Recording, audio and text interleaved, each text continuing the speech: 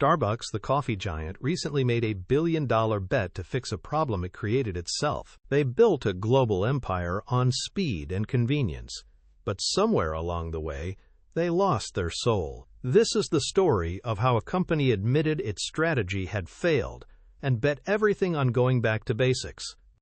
If you're interested in how legacy brands navigate disruption, you're in the right place. We're about to dive deep into how Starbucks optimized itself right into a corner. The problem began with what we're calling the grab-and-go trap. Starbucks had built its empire on convenience, but that convenience became a cage. By 2021, over a quarter of all transactions were mobile orders, effectively turning their cafes into crowded, soulless vending machines. The very atmosphere that once made Starbucks special, that feeling of a third place, had vanished, replaced by chaos and long lines of people just waiting for their name to be called. This efficiency-first approach ultimately backfired, contributing to a 6% sales decline in North America by 2024.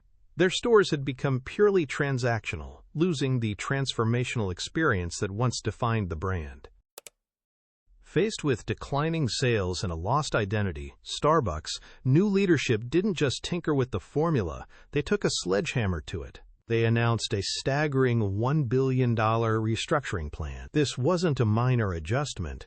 It involved closing around 400 U.S. locations and cutting 900 corporate jobs. The financial hit was immense, with nearly $500 million spent just to break leases early. This move was a powerful statement. Essentially Starbucks declaring, "We are so committed to fixing this that we're willing to absorb massive losses right now." It was a bold, decisive action to pave the way for a completely new vision. So what was this new vision? It was a return to something Starbucks had invented but forgotten: the third place. This isn't just a marketing buzzword. It's a complete physical and cultural transformation.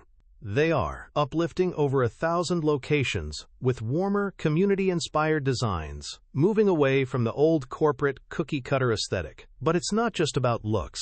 They're also staffing differently, adding more baristas during peak hours, not just to speed up service, but to improve the entire atmosphere. Baristas are now being empowered to be more than just order takers. They're encouraged to create, connect, and help customers feel a sense of belonging. The focus has fundamentally shifted from how do we serve more people faster to how do we make people feel welcome here.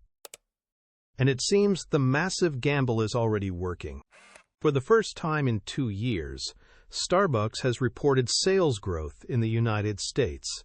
Comparable same-store sales are up 4% in the U.S. and North America, with a 5% increase in international markets. Customers are responding positively, visiting more often, staying longer, and once again using Starbucks as their third place.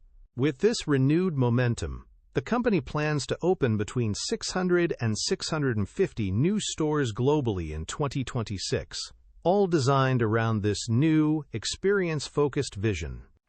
This story shows that sometimes you truly have to break things to fix them, proving that the high cost of transformation can be well worth the investment.